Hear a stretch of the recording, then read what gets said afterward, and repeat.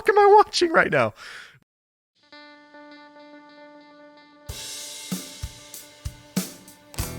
Hello and welcome back to True Crime Guys Podcast. I'm Michael, and if you didn't listen to our announcement video, or episode rather, if you're not on YouTube, that we released last week, Lauren has stepped away from podcasting temporarily. If you guys would like to hear his reasons and what he's planning to do, please go listen to that announcement episode that we released last Wednesday.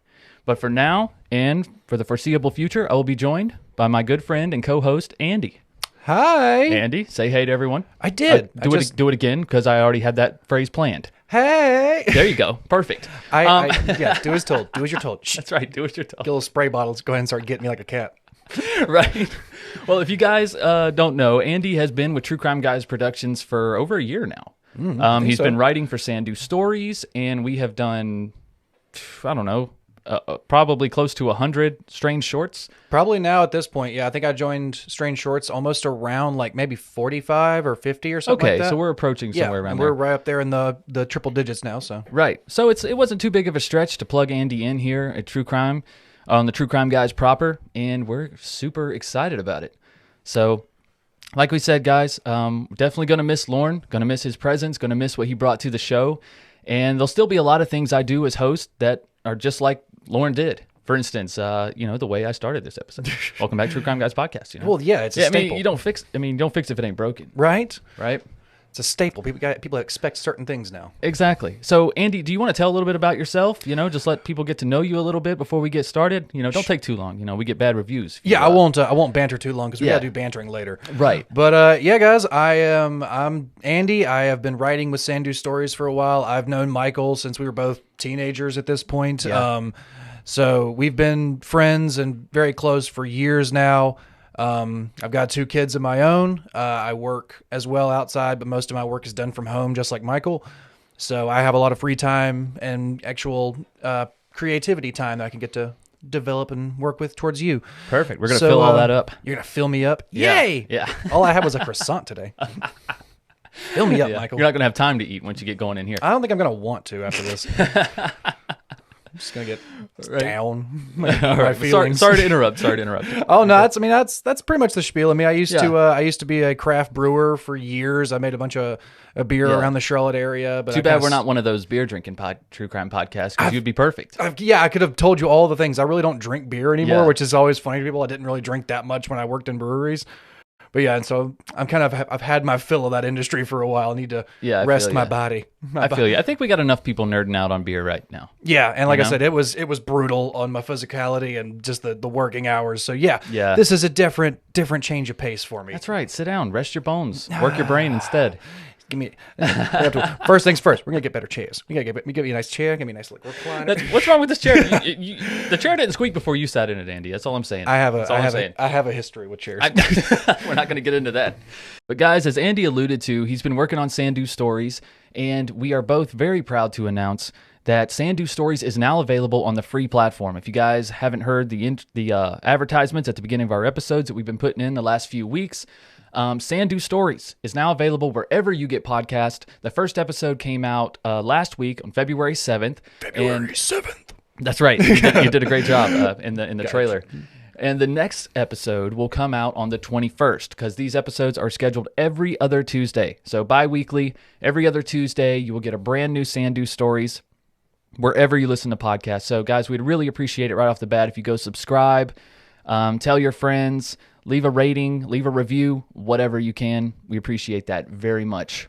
Absolutely, guys. We're looking forward to releasing some of those things. We have a pretty good sized catalog now of Sandu stories that we produced on Patreon. So we've now got our previous episodes that we can slowly start releasing to the public, and keep those new ones coming onto the Patreon episodes. So. That's right. So if you hear that first episode and you're like, oh my God, I got to hear more, then just go to patreon.com/Sandu podcast and listen to your heart's content. I think there's 23 Sandu stories out right now. And chapter 23 was the first 2-part episode. So 24 will be the conclusion to that episode. Right, exactly. Well, all right. Well, that's enough talk about True Crime Guys Productions and all the announcements and shit going on here. Let's get into the case at hand this week, all right? Lauren and Matthew Phelps No relation to Michael Phelps. Nope, but Okay? I've said Michael Phelps like 40 times. It is in my so head. easy to do. I can't tell you how many times during Google searches I'm like, how is nothing coming up? Oh, I typed in Michael Phelps again. I heard a YouTube video actually say Michael twice in their video and didn't edit it out. It's going to be so hard not to do. Hopefully, I don't do that. But I put Matt in the timeline a lot to help me. Yeah, because that works. it doesn't sound anything like Michael Phelps when you say that. But this all started back in 2017 when newlyweds Lauren Hugelmaier and Matthew Phelps were living in Raleigh, North Carolina, our home state here, Andy. Not too far away. That's right, about 3 hours or so. Their future looked bright and their life looked perfect. Well, on the surface, at least. Underneath it, it was ripe with money problems, frequent arguments, and eventually violence.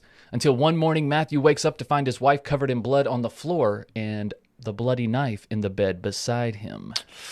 Seems that was Doesn't just look good. waiting to be found. Yeah, indeed. Doesn't look good. Looks like someone broke in and killed his wife while he just laid there and slept through it. You would think so. That's why Yeah. that's why the husband's always supposed to sleep on the side of the bed closest to the door, right? Yep. That's what happened. So we'll see you guys next week. Nah. Let's roll the intro. We'll get into this.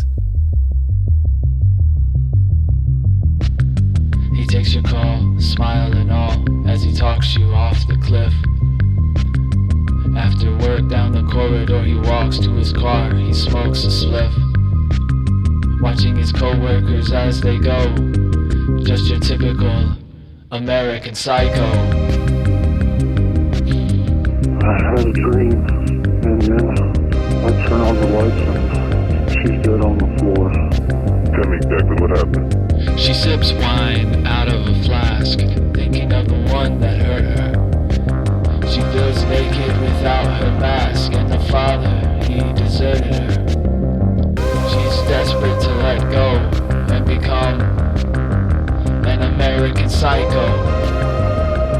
I think I killed my... An American psycho.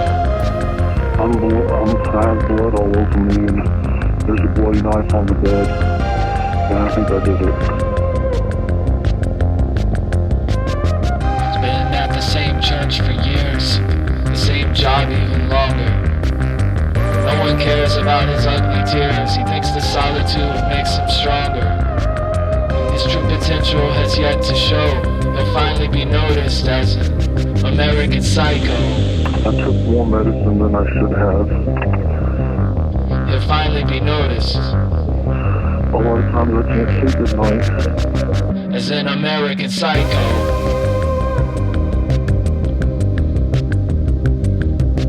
The blood's not wet on me, the blood is dry.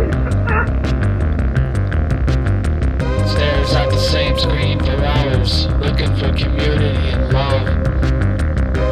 Locked away in his tower, trying on his leather gloves. His true face exposed in the computer's glow. The face, he's the face of an American psycho. I don't know. I'm too scared to get too close to her.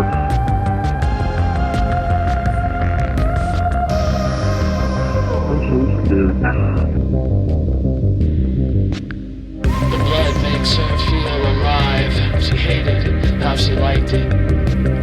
A primal feeling, the need to survive. He's drinking coffee, she should have spiked it. The tables will turn, forever he'll go when she releases her American psycho. Belittled, abused nearly every day. He takes his lunch and he sits alone. They take his money and they spit in his face. He's keeping score though, they will atone. Polishes his gun and loads the ammo, just like Daddy taught him. Just like Daddy taught him. He's a little American psycho.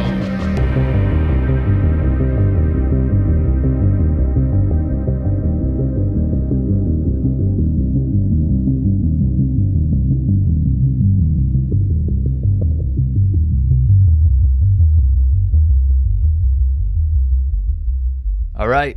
So like we said, our case this week is Lauren and Matthew Phelps.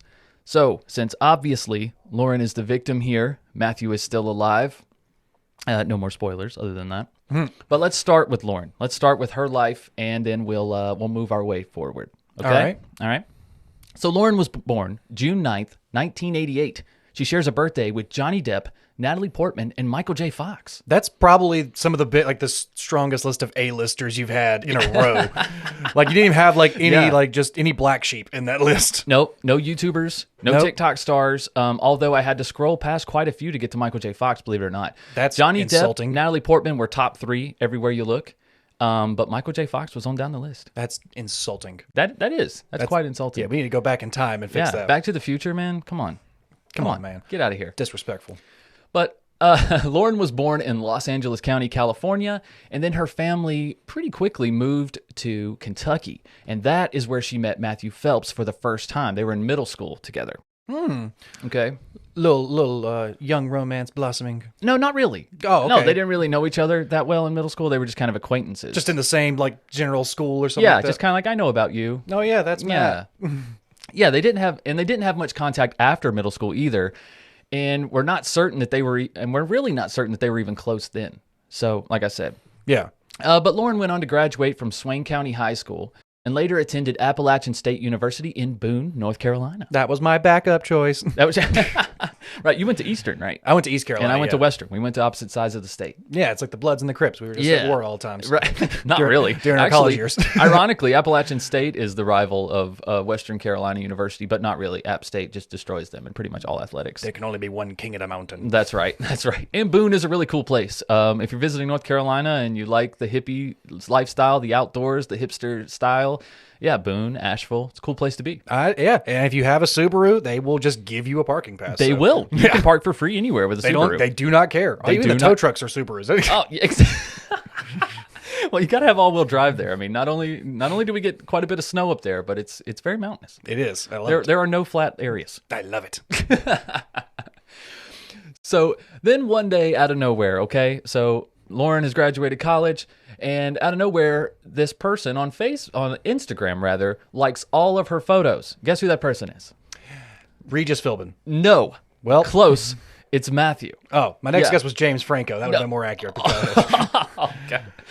But he liked every one of her photos on Instagram. Okay. Is that not a red flag? A little bit? Sounds romantic to me. He sounds like he's really into her. That's for sure. Yeah. Okay, because it didn't take long for him to slide into her DMs, and he wanted to connect. Yeah, that's a power move. Just go through every photo. Everything? Even the super old ones? Power move. Years Or if old? you just go back and the oldest ones, Yeah. that's the powerest move because you're you just looked good back then. That's when I like those pictures.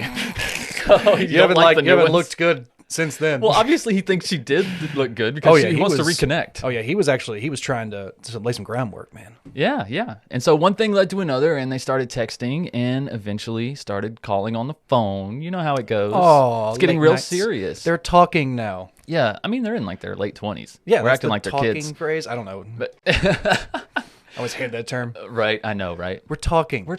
Yeah, fuck off. Like, what's the difference in talking and dating, really, in this day and age? You're courting. Talking is dating for poor people. You just don't have the money to go out. I mean, hey, I'm not saying that was me all the time. Oh yeah, like I can't take you out. Let's just talk. That's why he's such a great conversationalist. Yeah. That's why he does podcasting now. That's right. That was all his dates and his I was so poor. I just had to learn to talk to people. I had to learn to make myself interesting. But regardless, the relationship really heated up from there. And Matthew, who was still living in Kentucky at the time, moved to North Carolina to be with Lauren. Pretty quickly, in my opinion. Well, it seems like she probably had more going for her than he did. Oh, she actually went to college and graduated, so yeah. Yeah, absolutely. And he was feeding her a line of shit, which we'll find out here pretty soon. But regardless, they were quickly married in November of 2016. They had a Star Wars themed wedding, Andy. Can you believe that? Yeah. Complete? Yeah, I can. Well, more on that later. Yeah, I can. You're saying that like you had a Star Wars themed wedding, Andy. Continue. I'm kidding. I was there. I know what you had. But his wedding was complete with lightsabers, and Matt actually dressed up as Anakin and pretended to slaughter everyone in the wedding party. Oh, that's great. Especially just like the flower girl and the ring bearer. Yeah. That was the first one. All the kids were first. I'm kidding. I made all that shit up. He didn't. Adults only wedding. That's the way to set your adults only reception. You dress as Anakin to your wedding, you go out to the ceremony, but then when the reception comes out, you just walk up to all the kids with a fucking saber. Adults only now, motherfuckers. Like I said, welcome to the dark side. Okay, I didn't make up the lightsabers and the Star Wars thing, but I did make up the Anakin part. I thought that would be fun. Well, I'm going to continue to believe that in my head. Yeah, let's push that like it's fact. Yeah. Okay. Actually, but in reality, the only thing that sucked about the wedding really was Matt's mom. She appeared to hate Lauren and even wore white to Lauren and Matt's engagement party.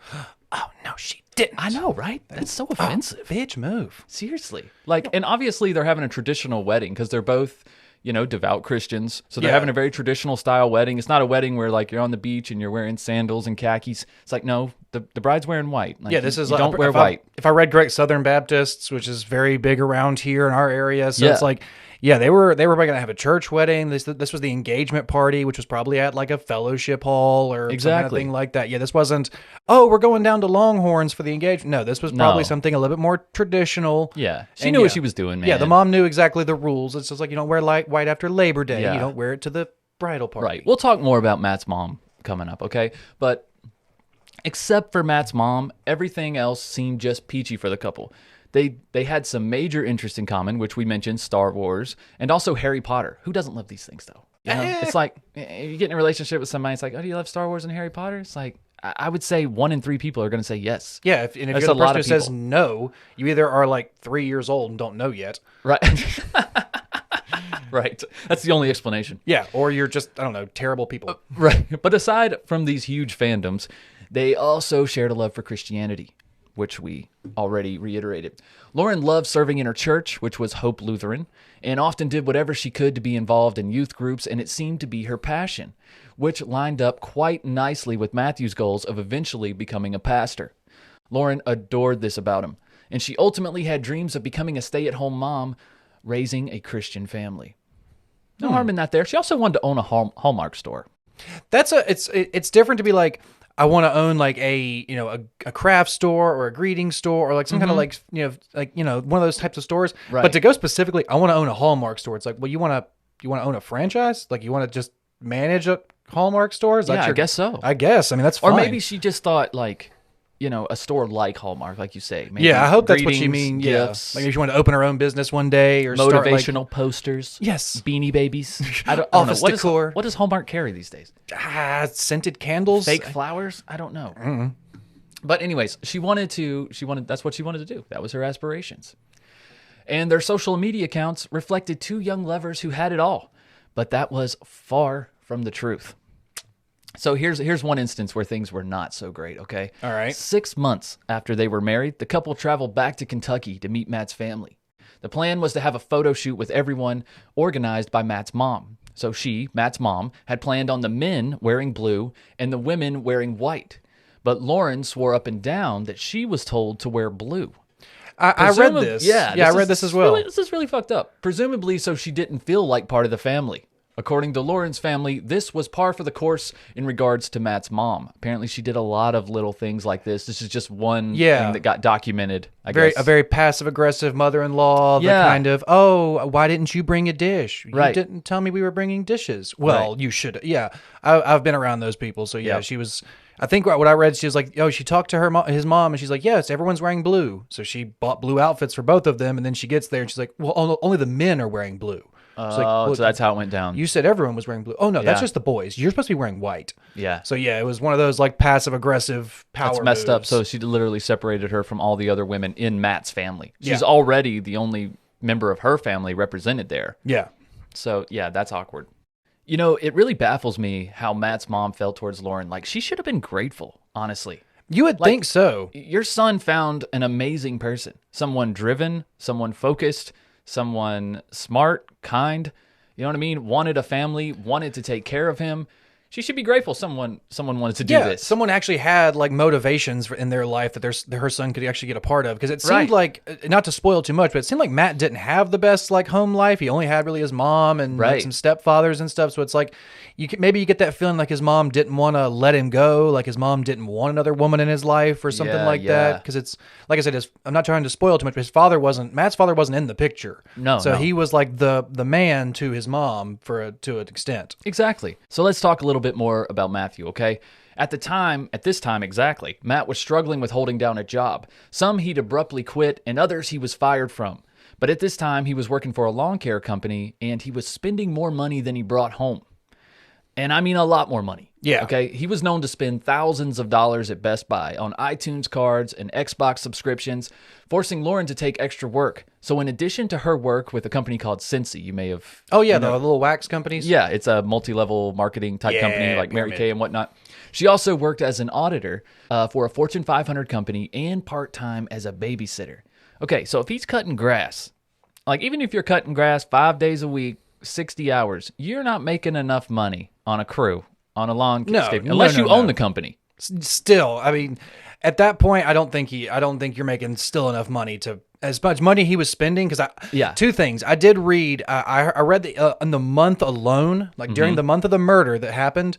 I think it said he spent $1,200. Yes, that is correct. On iTunes and Xbox games and stuff like that. That's $1,200. The month of the murder. Yeah, the month of September. And like he's not even working really besides doing this lawn care stuff. She's working 3 jobs as long also doing the Scentsy sale. The second thing is I don't trust those companies because the waxes can be deceiving. My roommate accidentally ate one of the Scentsy wax pieces one time thinking it was fudge. Wow. What happened? He ate the whole thing though. Well, he just like bit into it, like the little cubes. If you take more than one bite, I'm really worried. Either way, like he picked it up, bit into it, and then just. Bleh. But then he actually texted me and was like, "I ate some of your wax." Why? I thought it was fudge. You could have kept that with yourself. Oh, you're talking about the candles. Yeah, I'm like, you could have kept that to your grave. Like, you could have just broken that off and no one would have been the wiser. No one would know. No one would know that you ate candle wax. He was proud of it, though. Apparently. I don't think he was. No, he wasn't. He was just, he needed to get it off his chest. He's like, someone needs I got to tell somebody. Should I call poison control? Someone needs to know what I just did, and I can't just live with this. Right. But yeah. Regardless, what we're getting at here is that Matt's spending was out of control, okay? And Lauren was at her wit's end, and she had to do something about Matt's spending, so she decided to organize weekly meetups with her parents to help them manage the money and save for their futures.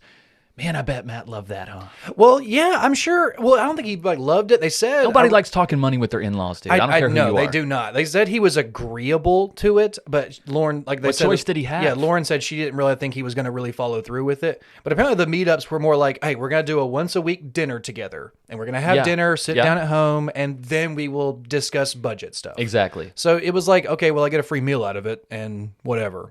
Yeah, exactly. Yeah, and they're struggling with money, so having a nice home-cooked meal is probably nice. Exactly, he's spending all their damn money on Xbox subscriptions and shit. Yeah, he's not sitting there ordering takeout either, so. Right. So either way, it eventually spiraled to a point where Lauren was confiding in friends and family about ending her marriage of less than 1 year. Mm-hmm. And Matthew's violent tendencies and other mental issues were starting to show themselves. Well, at least in private. On social media, he was still portrayed as a loving, caring husband, but his troubled past was starting to surface. So let's talk a little bit about that past. I know Andy alluded to it a little bit earlier, but Matt's mother was only 17 when he was born, and Matthew grew up fatherless. He was too much for his young mother and ended up ultimately being raised by his grandparents.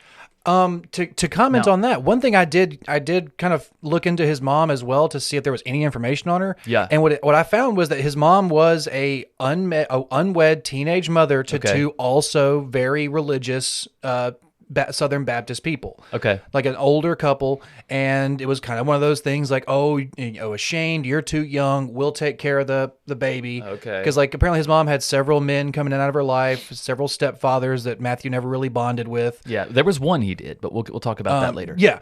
But so his grandparents were the ones who kind of just raised him because his mom was, the typical, black sheep at the time. And you got to remember growing up in Kentucky, I mean, it's a lot of people call Kentucky the buckle of the Bible Belt, and that's for good reason. But Matt suffered from depression and anxiety from an early age, and he was looked down upon by his classmates, noting one instance where a girl he liked and wanted to date was forbidden to date him by her father, stating that he was, quote, illegitimate. Now, that's it seems kind of rude, seems kind of rough at the time, but in hindsight, this dad looks like a genius. Well, it makes him look like a genius. Like, see, you dodged. You see there? You see there? I knew something. No, Maybe you were dad knows what he's talking about there. It's like you were just being an asshole. But it's like, that's what I'm talking about. His mom was the typical unwed teenage mother in a very Christian conservative household. Yeah. So they didn't know who the father was. So yeah, this other Southern Baptist man's like, no, you're not dating some bastard. And during Matthew's formative years, probably when he started becoming interested in girls, he was actually transferred to a Christian school, which probably didn't help his situation either. But it did help him acting out in school, believe it or not. Probably just smaller class sizes and you know, he got a little more attention. But regardless, in high school, Matthew developed an addiction to cough medicine, which, you know, that's telling, right? We did call this the cough medicine killer. He said it made him feel good and helped him escape reality. And his habit eventually got him kicked out of school entirely. He was on that old Jamarcus Russell diet from the Raiders. I don't know the reference. Remember Jamarcus Russell? He was that giant quarterback the Raiders drafted. I know you know out of everything LSU. Raiders, Andy. Well, no, he was the quarterback who got kicked out of the NFL because he was just drinking codeine syrup all the time, and they just like they were giving him. They were like, "You're not watching any of the game films." So they gave him blank tapes and were like, "Did you watch?" He was like, "Oh yeah, it was good." And they're like, Yeah. There's nothing on that tape, Jamarcus. So he was constantly drinking codeine syrup to help him like cope. God, so they were doing their own little investigation into him. Where'd you find this on? What's that show on HBO? Hard Knocks. Hard Knocks. Oh no, this is just one of those like Raiders fans things where it's like, okay. Jamarcus Russell was just a bust. Right. Okay. It's on that Jamarcus Russell diet, just drinking that codeine syrup to feel good. Right. Okay. Well, since Matt was getting his Jamarcus Russell on, he now had nothing to occupy his time, and so he dove into video games for a sense of community and acceptance, and also became obsessed with death in the form of horror movies. A fun fact, Matthew actually got along with one of his mother's boyfriends. That's what I was alluding to earlier when he was younger, because they just watched horror movies together all the time. That was bonding experience. Yeah, that's just the only bonding they had. Right. Hey, don't you love these killers? Hey, buddy, you like Hellraiser? Right. I gotta show you this movie, American Psycho. I wonder if he did introduce him to this, because he did have a fascination with American Psycho, which came out in 2000, about a rich investment banker who is a serial killer in his spare time, if you're unfamiliar with the film for some reason.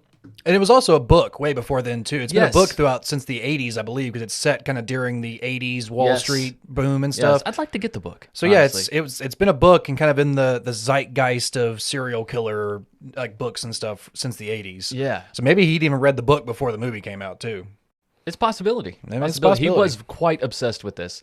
Matthew would dress as the main character and post pictures of himself on another secret Instagram account by the name of Marty Radical, where he was free to explore a darker community far from his alter ego and pastor wannabe self.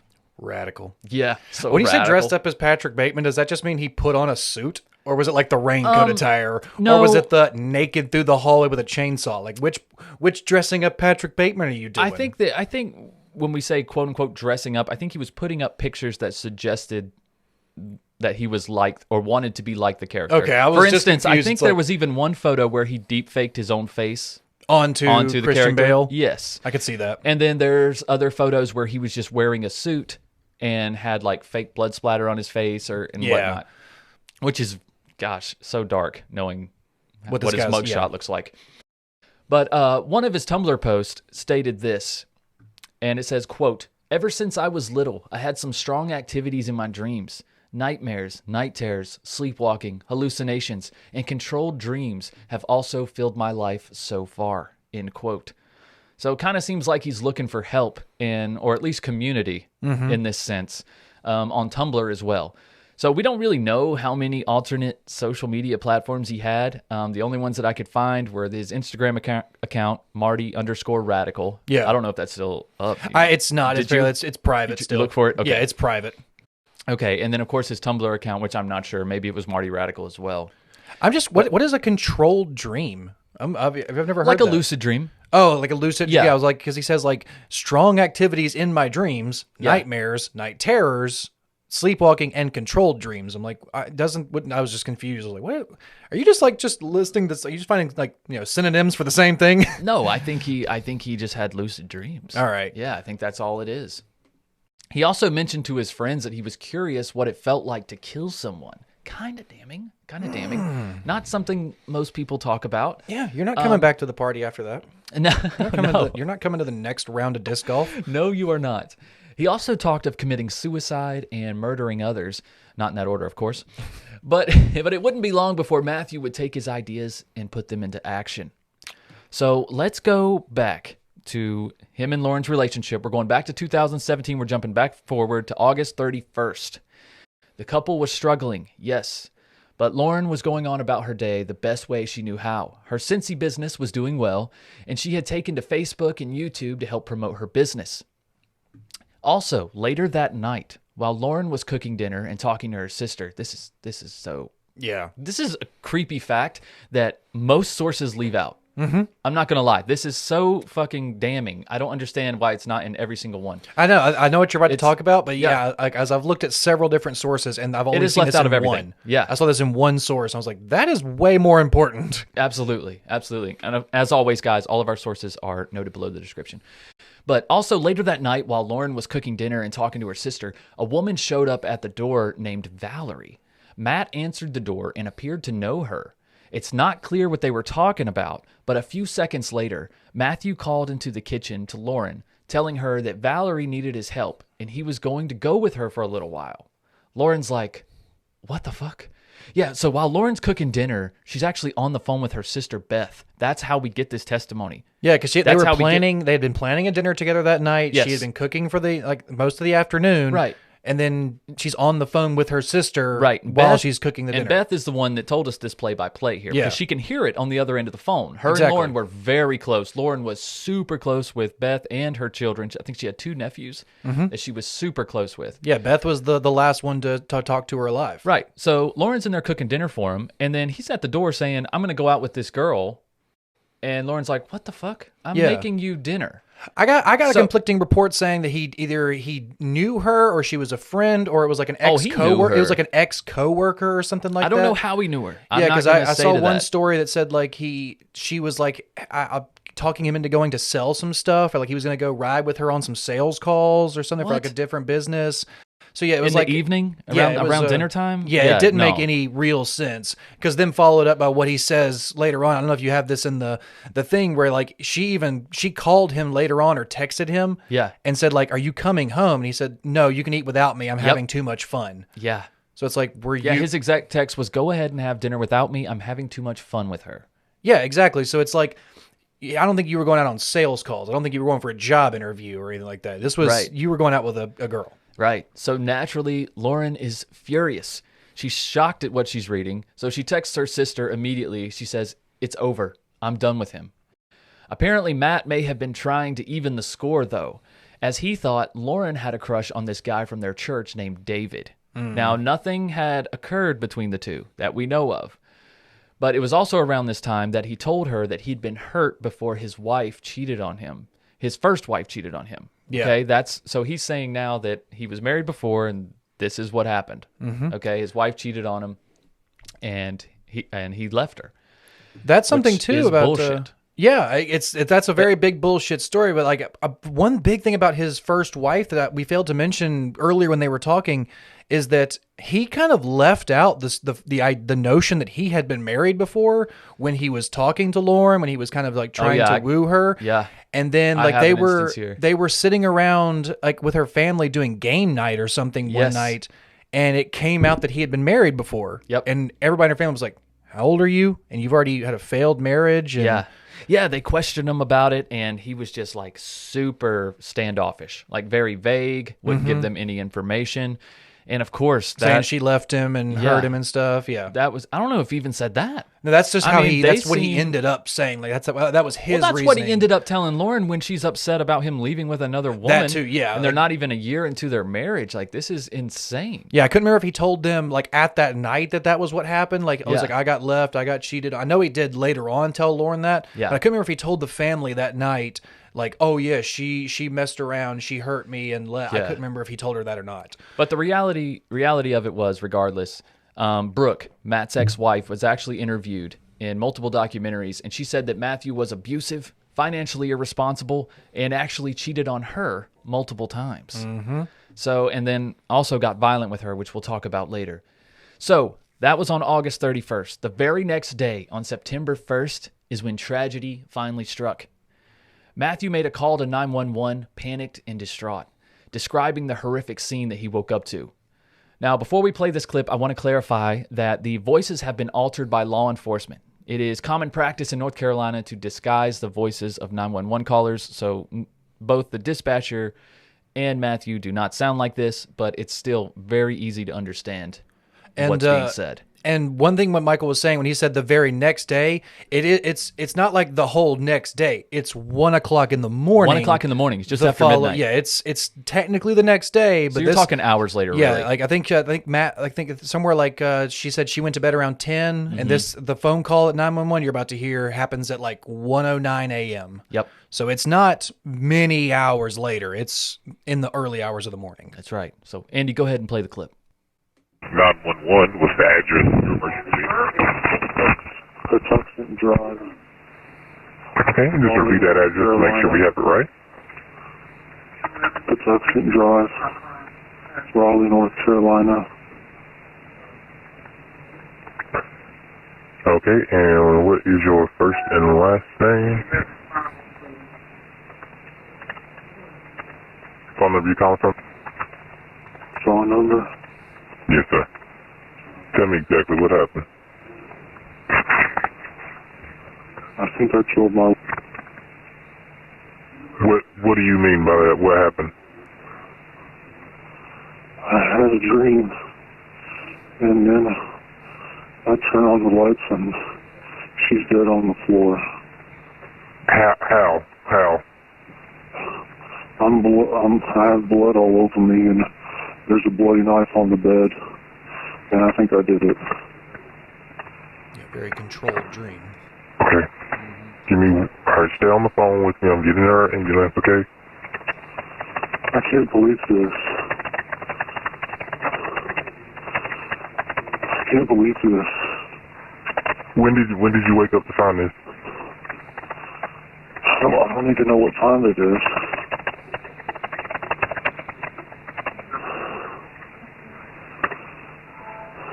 Alright, stay on the phone with me, sir. I just gotta ask you a few questions, okay? I'm getting some help to you. Are you with the patient now? Yeah, I can see her. Okay. Alright, how old is the patient? How old is your... She's 29. Okay. Is she awake at all right now? What makes you think she's dead? Is she awake? She's not breathing. Okay. Oh my God.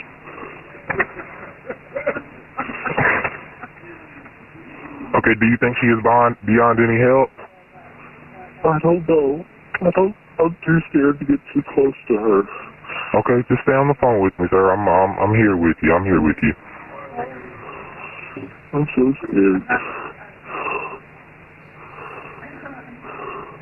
Alright, I've already sent the paramedics to help you, okay? I'm sending someone to assist you. Just please leave everything as you found it. Is there anything else we can do for you, sir? Where's the knife right now?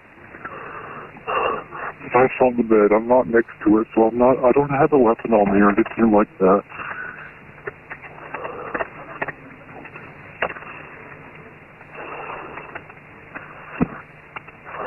Okay. When did you wake up? I don't know.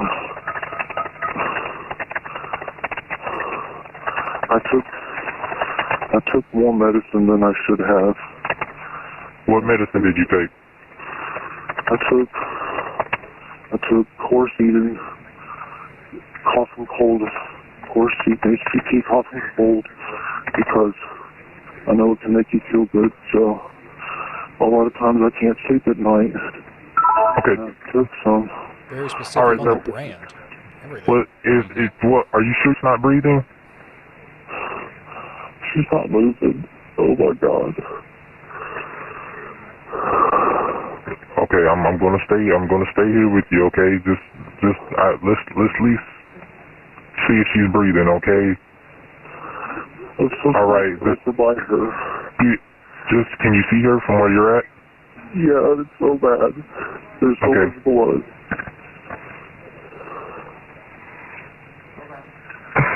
Okay, all right. I'm gonna stay stay here on the phone with you until help gets there, okay? Just don't touch anything. Just look at, is she breathing at all? Is her chest moving? Is anything going on with her? No. Okay, well, we're gonna at least... Blood is dried on me. It's dried? The blood's not wet on me. The blood is dry.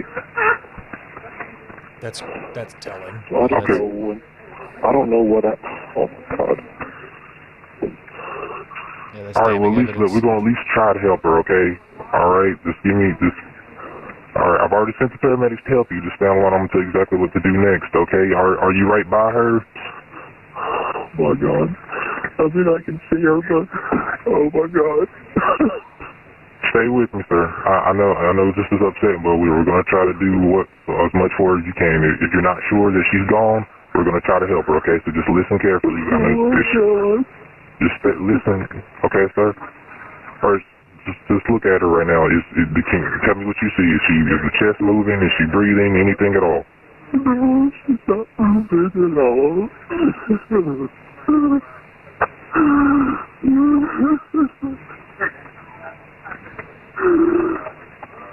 Oh my God.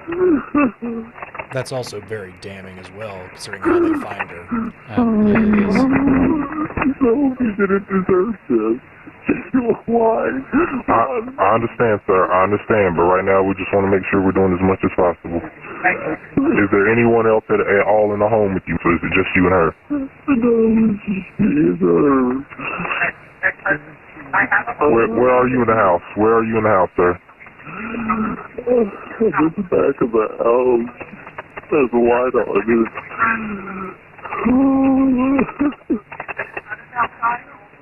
Okay, well... All right, is the door unlocked? I don't know. Can you go do that for me, sir? That way the paramedics can get in. Are you able to do that? No. Okay, go ahead and stay on the phone with me. Go ahead and unlock the door, okay? That's not blue light. What'd you say, sir?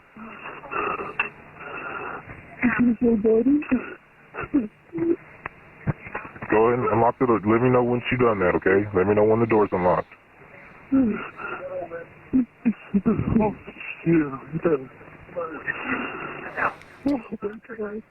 And that's basically when the paramedics start to arrive as well, and Right. he's telling him to unlock the door. But it sounded very much like he said, "I stabbed my wife." Yeah, But- he's pretty much taken responsibility. He just, he's obviously trying to play to his defense. It's not obvious in this video, okay? Not yet.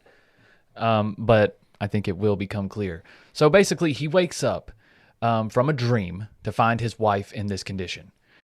He was drenched in blood at first. The blood-soaked knife was beside Lauren's body, also covered, which her body was also covered in blood. And that's because she had been stabbed 123 times. Yeah. 123 times. And remember, he did. You heard in the call. He says the blood on me was dried. Like, Yeah.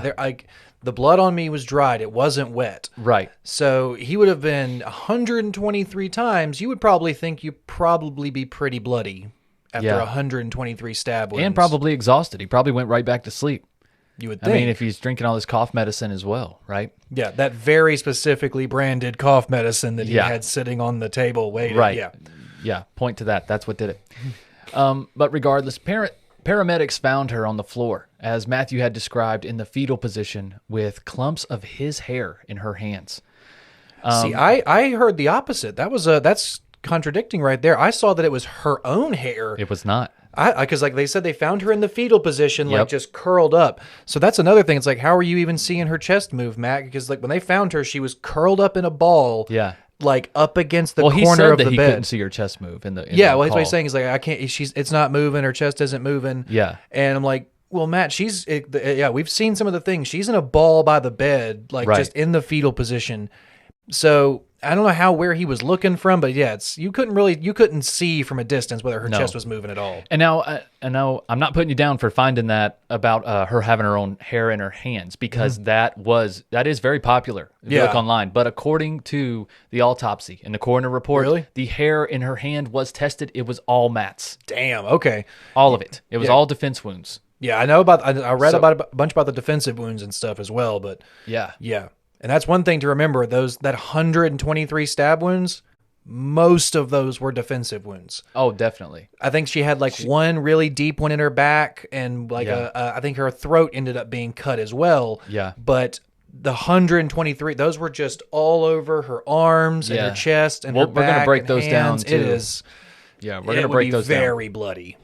So anyway, she was rushed to the hospital where she was pronounced dead upon arrival, and Matthew was quickly taken into police custody, as you can imagine. And as you heard in his 911 call, Matthew was already trying to lay the groundwork for his defense, blaming the cough medicine Coracetin, which is manufactured by Bayer, which most of you have probably heard of. Yeah, the aspirin company. Exactly. Yeah. That's what he was blaming for this crazy violent outburst, claiming it usually calms him down and makes him feel good, but he took too much, and it put him in a hallucinogenic state in which he committed the murder. The news, right? That's a lot of cough syrup right there, apparently. Yeah, that's a lot of cough syrup. The News and just Observer, a big gulp of it. Right. Drink it with a straw. Jesus. Yeah, he had one of those hats that you take to ball games. Yeah, that has cough syrup on both sides with straws coming down. Just a camelback. Just a camelback all around. Just walking around, just right, sucking real hard on that. Yeah, it's just pure cough syrup. Yep. But either way, the News and Observer newspaper in Raleigh reported that Phelps attorney Elliot Abrams says the effects of the cold medicine are, quote, certainly an interesting subject of inquiry. Now, Bayer, which makes Coracetin cough and cold, issued this statement about the case. Quote, Bayer extends our deepest sympathies to this family. Patient safety is our top priority, and we continually monitor adverse events regarding all of our products. There is no evidence to suggest that Coracetin is associated with violent behavior, end quote. So, of course, that's from the people who make Coracetin, right? Yeah. And from what I learned as well, they did that company has done lots of testings on the cough syrups as well, and they do know it. Like apparently, it's that DM on bottles. That's like the chemical. It's like dextromethorate something. I can't DXM to be exact. It's like that's the thing that's going to get you high if you drink too much of it. It was so hard for me not to say DMX every single time I saw that. I mean, it's in all caps too. Yeah, right. Rest in peace. But let's talk a little bit about Coracetin, okay? I got this from WebMD, so, totally believable, and we're all going to die from it. Why does it already say I have cancer at the end of this? That's just from the WebMD link. That's actually embedded into the link from WebMD. Is if you search anything on WebMD, they give you a link that then if you do click that, you will have cancer. It's like the watermark on all their pages? Yes. Yeah. So you know it's from WebMD? Exactly.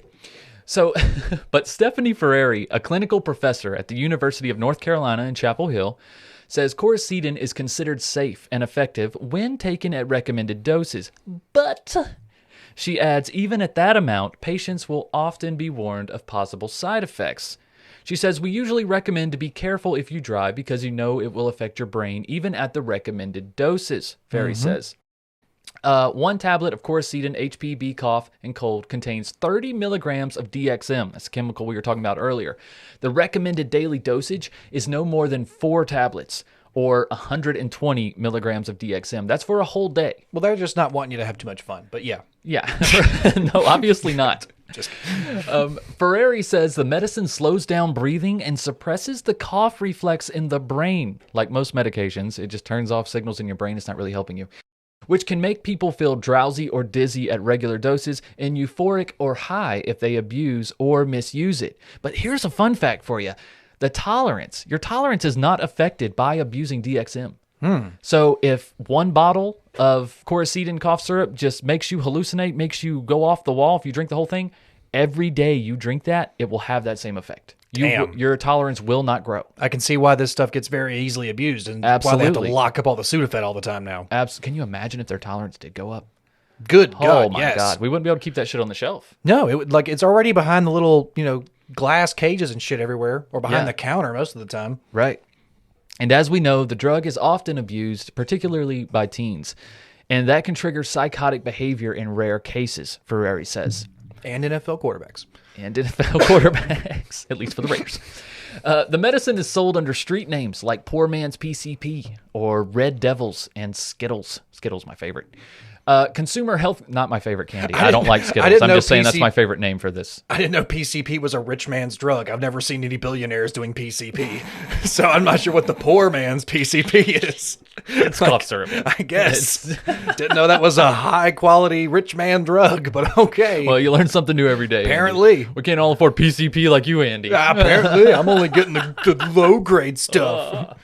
All right, but Consumer Healthcare Products Association says 1 in 30 teens report abusing DXM. That's 1 in 30 teens report it. So how many are actually doing it? Because, I mean, for them to admit it, I mean, come on. Yeah, because teens always admit the things they do wrong. Yeah, definitely. They're very easily convinced to definitely. Just be like, That's probably a really accurate statistic. Absolutely. Yeah. No teens have ever lied to their parents about taking drugs. But when taken at high doses, DXM can cause hallucinations, they say. Mild distortions of color and sound. That is not enough to kill your wife. As well as loss of motor control, according to the association. Which that kind of sounds like a counterpoint to killing your wife. It's Yeah, going that to make sounds you like- so sleepy and loose, that you're just going to Couldn't possibly have the energy to stab reach someone. at things. You're Yeah, just exactly. going to start patting at things like a cat. Exactly. Ferrari says when people abuse it and take 8 to 20 times more than is recommended. First off, 8 to 20 times, that's a huge window. But I guess it affects people differently, so they have to have that big of a window there. But if you take 8 to 20 times more than is recommended, that is when we start to see psychosis and hallucinations and euphoria and feelings of, quote, getting high, Yeah. she says.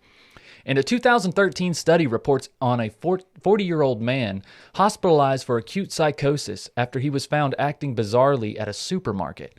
After rapidly taking 30 tablets of Coracetin HPB, he showed paranoid behavior and said that he could, quote, look at people and know exactly what they were thinking, end quote.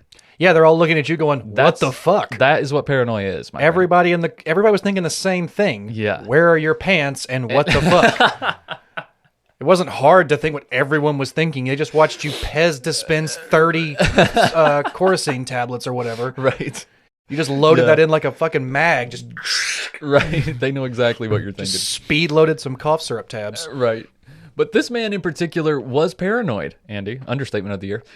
He was restless. He had psychosis. He was not aware of what he was doing as he tried to pull out his IV and throw things at medical staff. Okay, so that is one instance. Still, yeah. Still not quite as crazy as murdering someone in a dream. Yeah, not stabbing someone 123 times. Right. But apparently this is enough for most of Matthew's family and friends because they still think the cough syrup was the main cause of his actions.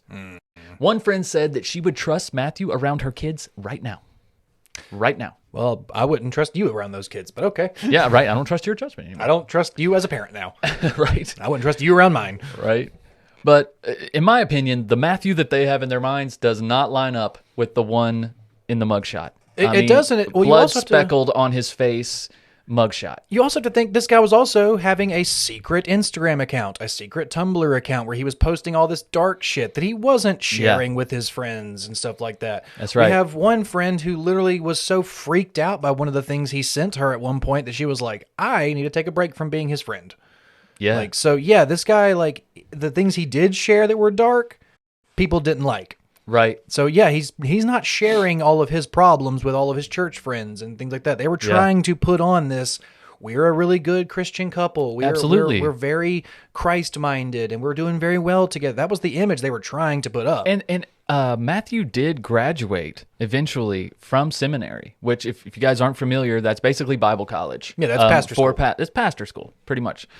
And so he knew how to play the game. He knew the terminology. And if you listen to his address of the court, which we will play later in the episode, I think it kind of really shows itself there. Yeah, and when he you kinda- watch the way he addresses, he likes being in front of people.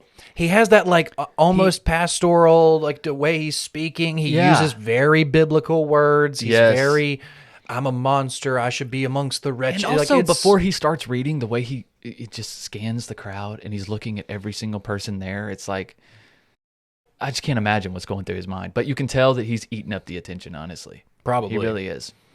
But Back to that mugshot I was referring to. If you do Google the mugshot, or if you're watching on YouTube right now, we have it on the screen.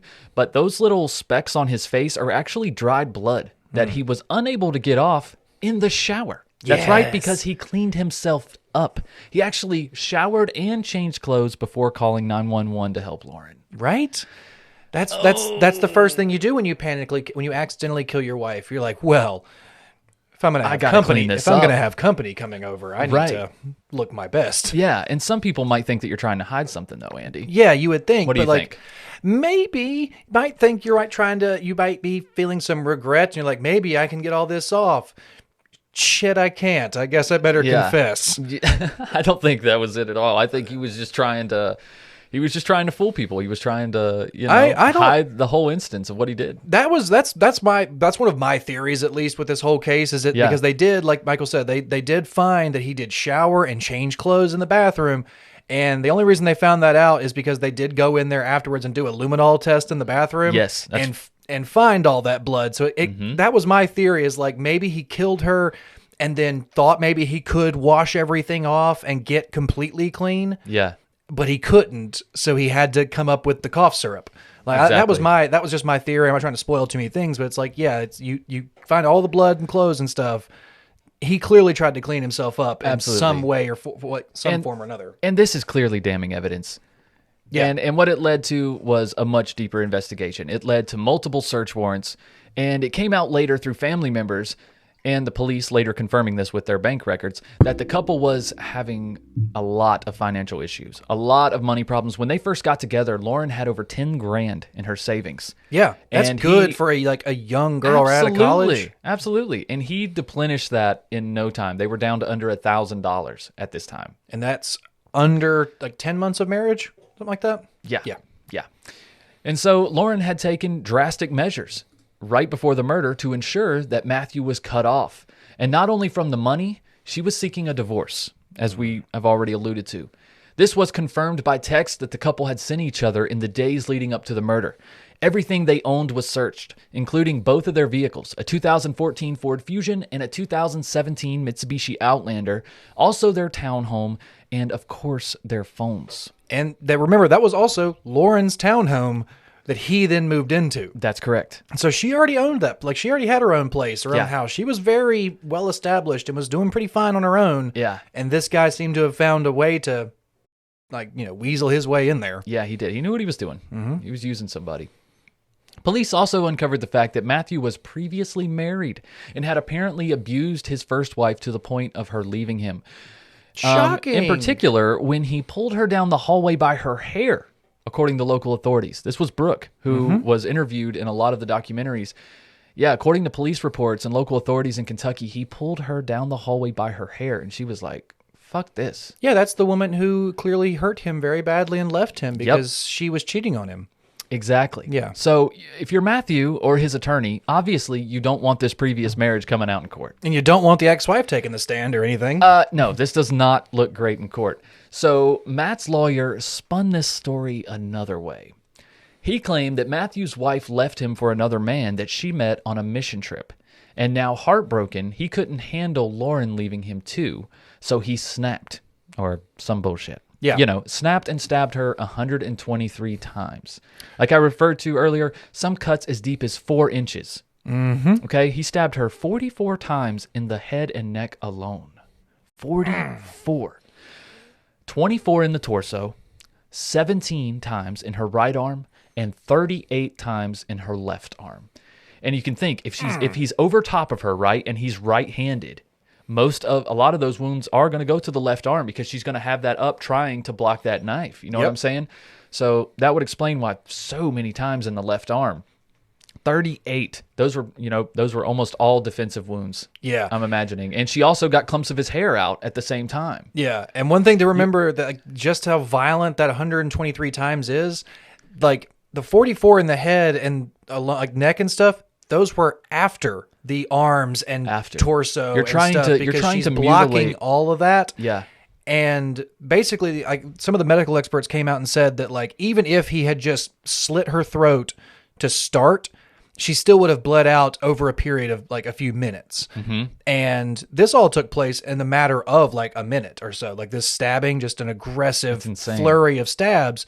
So even if he had stabbed her in the throat first, she would have been alive. You realize for the entirety of it.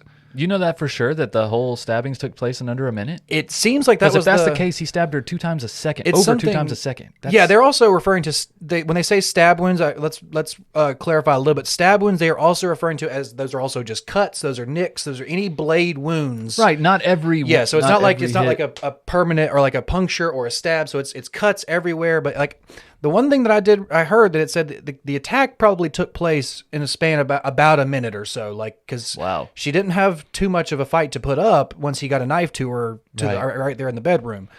But yeah, like that amount of damage, she was, sadly, that was a lot of defensive wounds. Yes. It wasn't a killing blow first. No. It wasn't a, you're unconscious type deal. No, and it it exemplifies a crime of passion. It has all of the tellings. And like you said, the fact that he probably stabbed her in the arms and the torso first and then went to the face and neck afterwards. Yeah, with once the 44 she wasn't, extra stabs, like that's absolutely insane. When she could no longer defend herself anymore. Yeah. Like that's, yeah.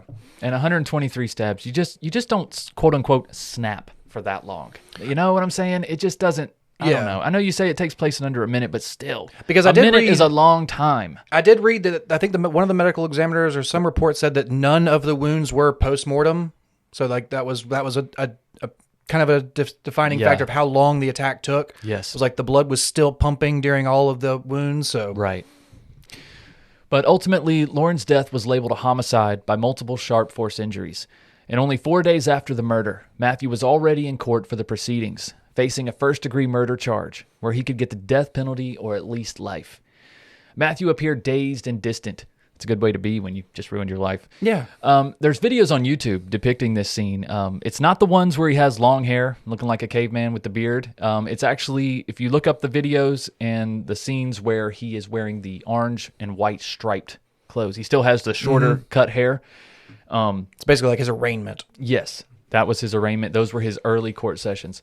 So as Matthew walked out, his lawyers told reporters that he was hired by Matthew's family and they couldn't be at the proceedings because they were too far away in Kentucky. Kentucky's not that far away. Not super far. Less than 8 hours, man. Not far, like not far, too far. Depending on where you're at in Kentucky. Not too far if your son's going on a murder trial. That's what I'm saying. They obviously didn't want to be there. His family just didn't They had come. convictions about what was going on, obviously. Mm-hmm. I mean, they can say whatever they want in their official statements, but they knew that shit was going down. Yeah. And also, when asked if Matthew showed any remorse, his lawyer simply stated, quote, "He's going through a trauma." He caused a trauma. Right. Going through it. But regardless, none of this trauma or cough syrup shit helped him at all in court. Okay, so Matthew's blood was tested upon his arrest and showed that while he did indeed have DXM in his system, it wasn't nearly enough to cause hallucinations or even dizziness at that. Yeah, and that was one thing too. It's like he was tested, and we're going to say like we'll give him a small window of a couple of hours from when he would have taken the DXM and by the time he got tested. Yeah. So even in that window of time, the medical examiner that tested it was like, yeah, there's still not enough in his blood system that would have indicated he was completely tripping balls. Absolutely not. Absolutely not. So with that little nugget of truth, he was fucked. Fuck Nugget. That's a hell of a horse to bet it all on, right? I mean, that was your only line of defense was the cough medicine, and you didn't even take enough to freaking... It's like you didn't research that shit. I guess if you he Googled did. it, then it would have been... He did. That was another thing that... I don't know if you found that in any of your looks. They did He researched They how much? found 2 Google searches on his phone that said, can you... It's like, how much cough syrup makes you hallucinate?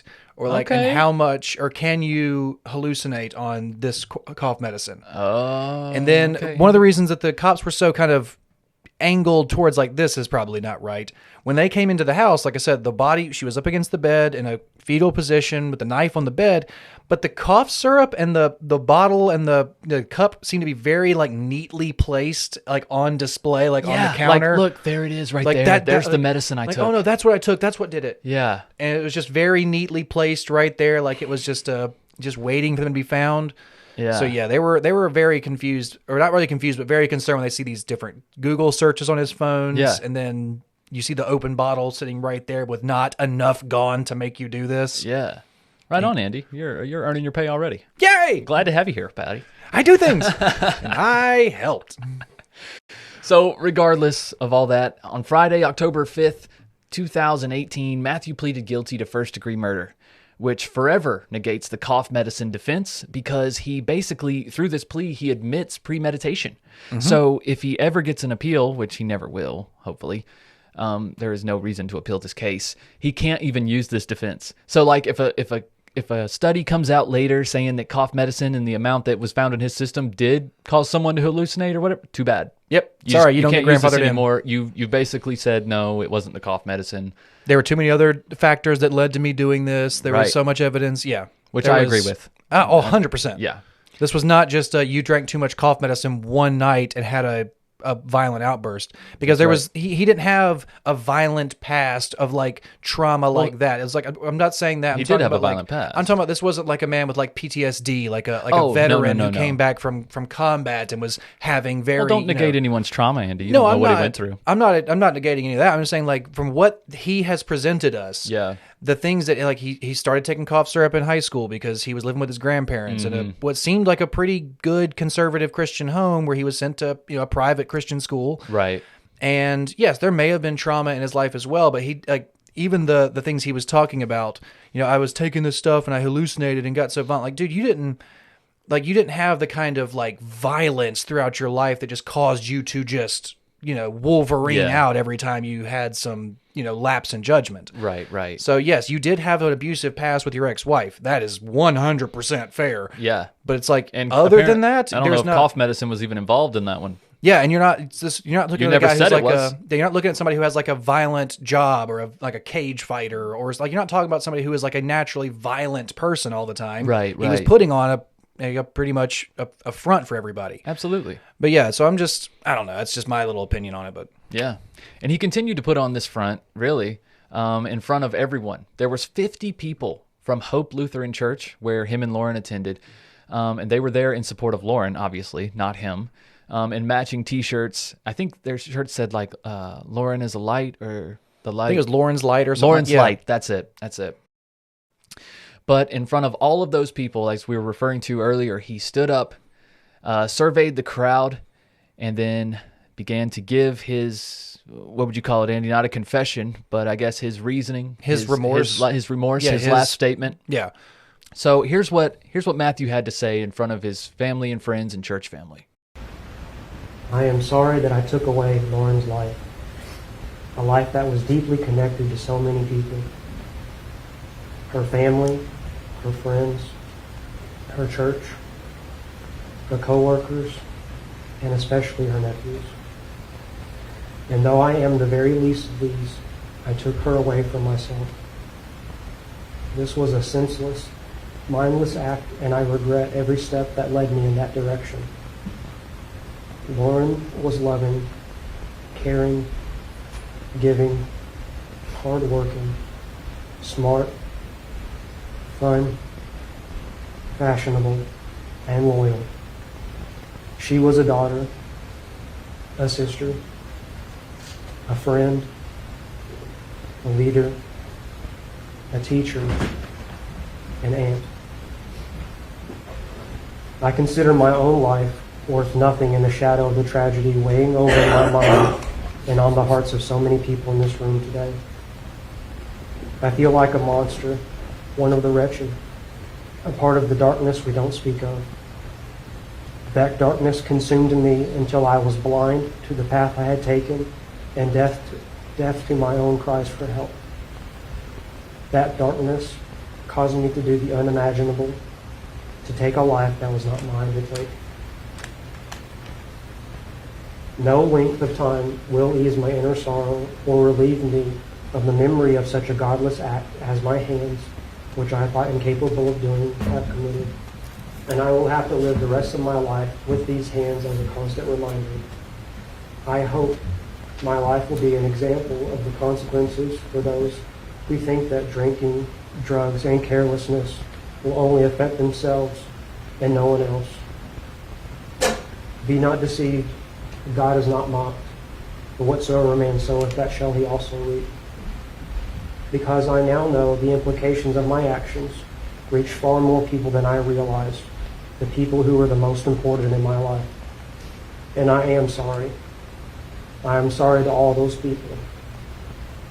And even though I'll never be able to make up for the loss and the grief that I have caused all of you, I hope you will begin to see that I am doing everything I can from here to show you that I'm sorry.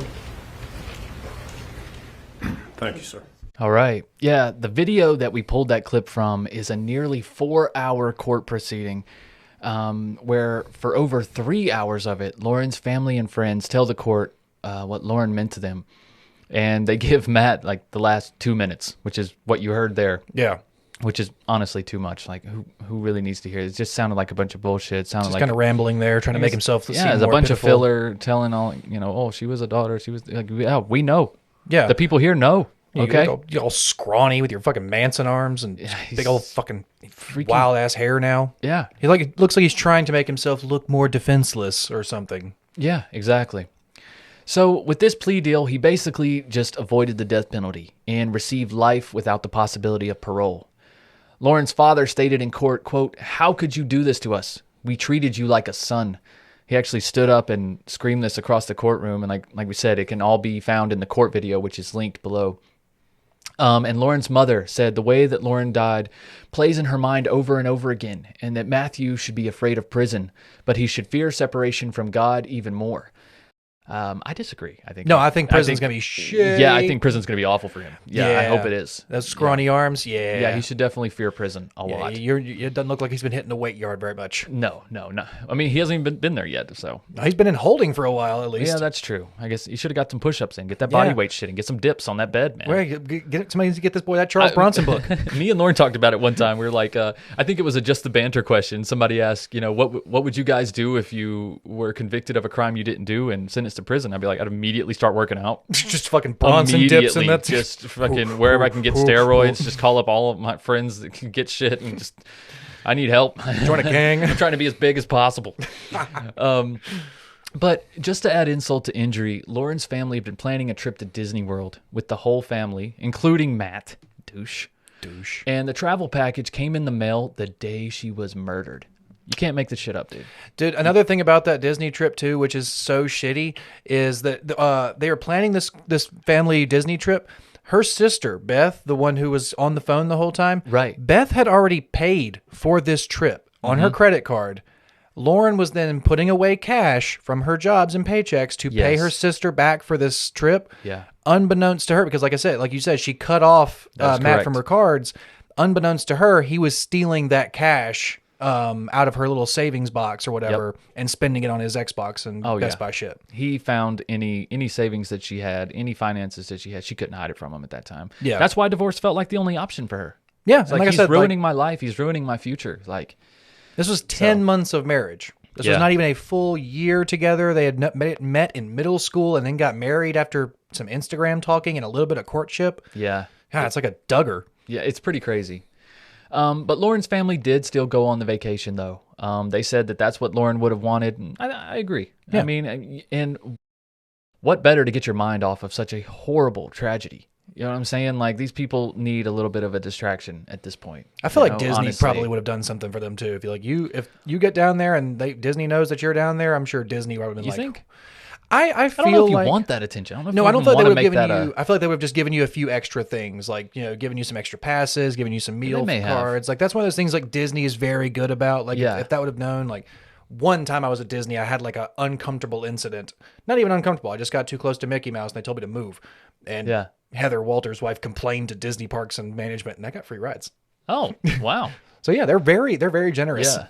Well, Lauren's parents have actually been a lot more vocal since this, and they've gone on talk shows and other forms of media to promote awareness for domestic violence, and still do to this day. Mm-hmm. The memorial service for Lauren was held on Monday, September 4th in 2017 at Hope Lutheran Church in Wake Forest.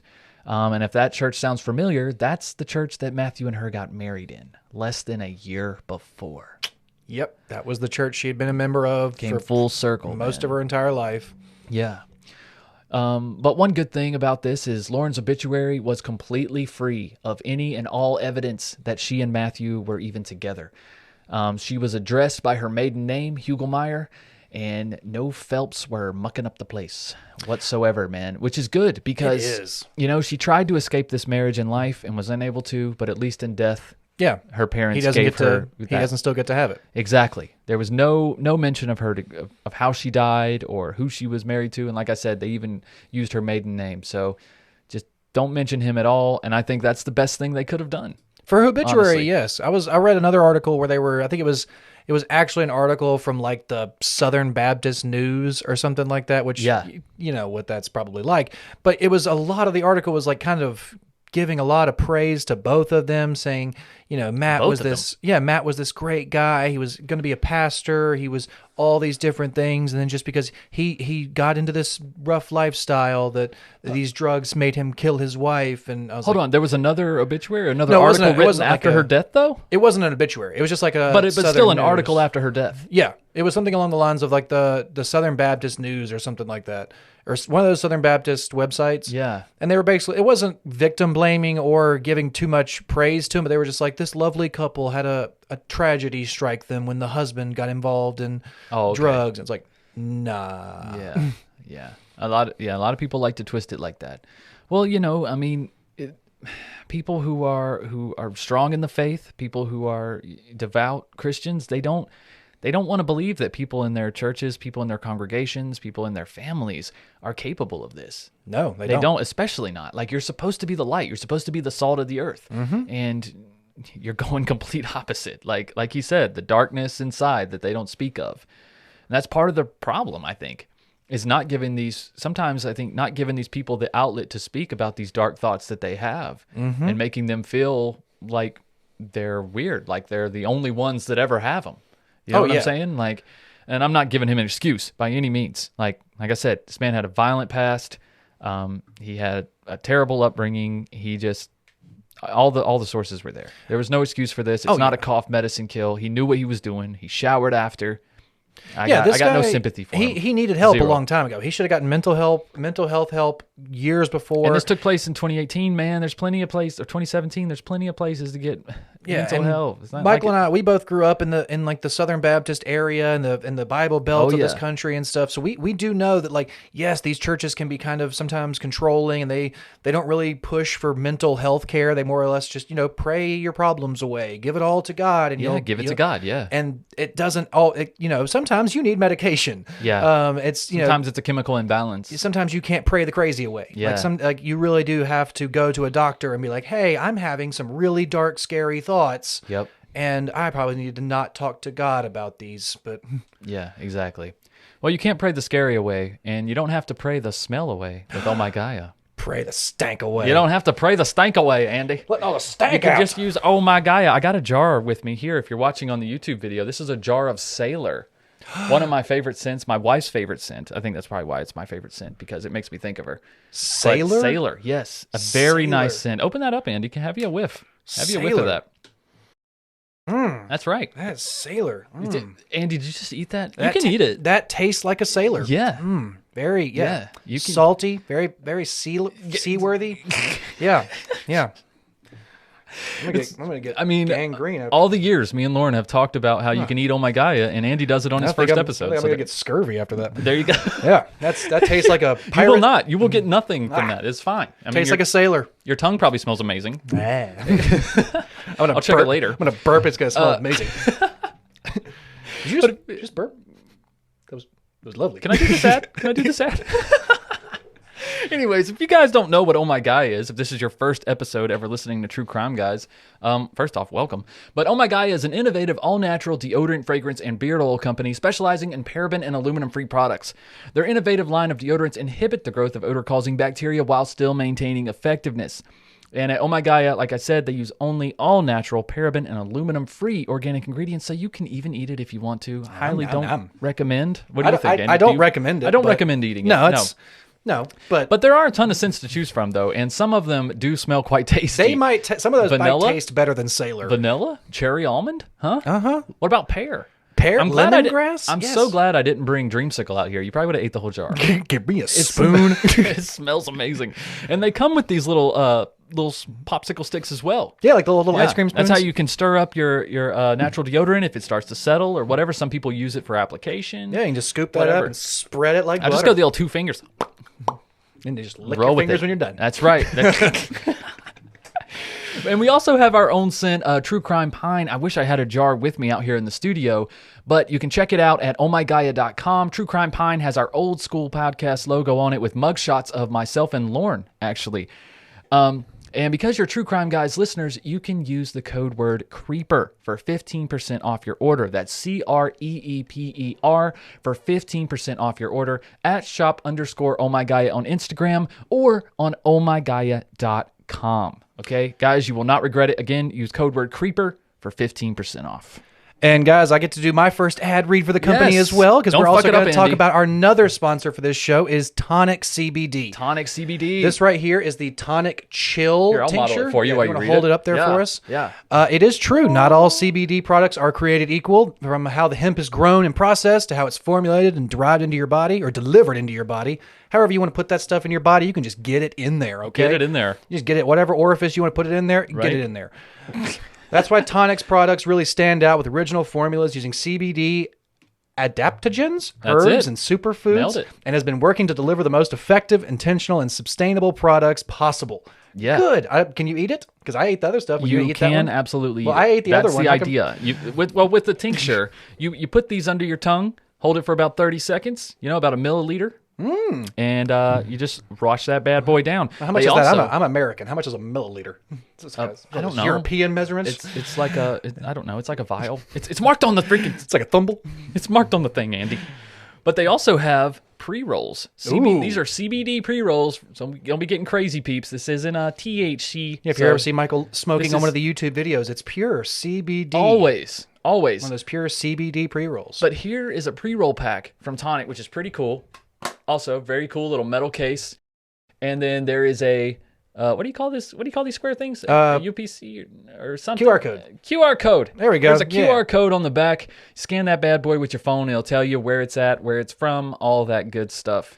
But yeah, Tonic cultivates their own hemp on their certified organic farm in upstate New York. We should go up there sometime. We should go take a trip. That would be great. Get to rub the plants. I used to work in the breweries. They could go do that for hops and stuff. You get to rub all the herbs. Yeah. But that hemp travels only 30 minutes to our distribution facility, where it's turned into a finished product and sent to you, ensuring the highest quality vibes at every stage of the process. Absolutely. With values rooted in quality, integrity, and sustainability, Tonic is committed to creating plant-based wellness products that are good for the people and good for the planet. So if you guys want to, you can visit tonicvibes.com to learn more and use our code CREEPER for 20% off your order. That's it. Again, that is tonicvibes.com, code word CREEPER for 20% off your first order. That's right. And guys, there are links to both of these advertisers right below the description of this episode. Go click those links, and the code word is right below there as well if you some reason can't remember that it's CREEPER. Creeper.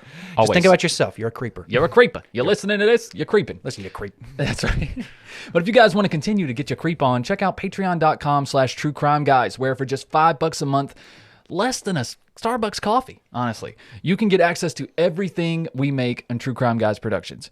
That's everything, all Sandu content, everything. You can also sign up on patreon.com/Sandu podcast, where for just $3 a month, you can get access to Sandu stuff as well. So if you're already a patron of True Crime Guys, that's great. We appreciate that very much, guys. It's the best way to help the podcast.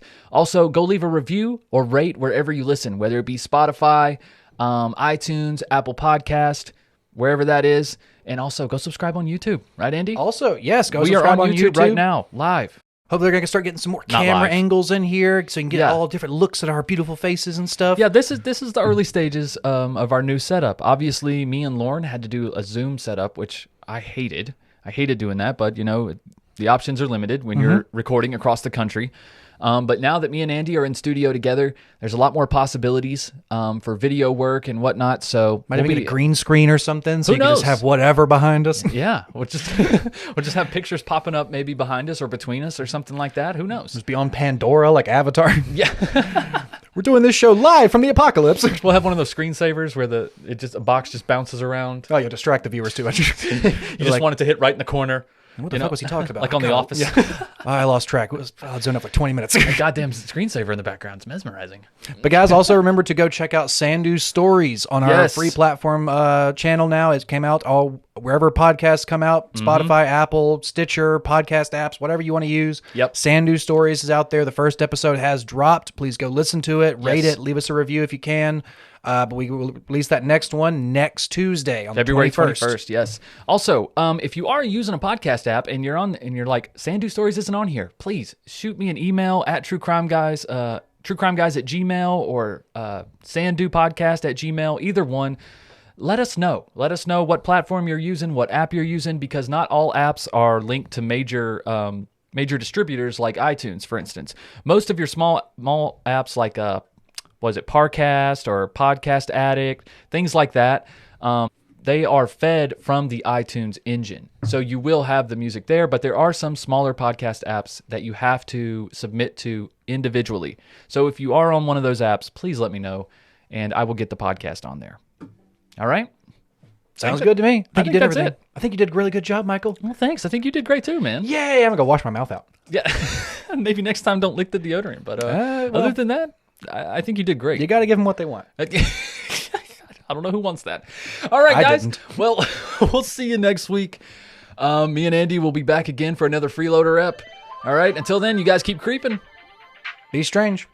What? Be strange? That's another show. If you've enjoyed this episode, please feel free to check out all the other shows on our TCG network, as well as subscribing to our YouTube channel. Starting every Monday with new episodes of Strange and Unexplained, followed every other Tuesday by our audio drama podcast, Sandu Stories. Then, of course, new episodes of True Crime Guys every Wednesday. And if that's not enough, head on over to our Patreon, where you can have access to hundreds of hours of exclusive content, including older episodes, strange shorts, the latest edition of Sandu Stories, and, of course, higher thoughts. But until next time, guys, keep creeping. You hush your mouth, boy.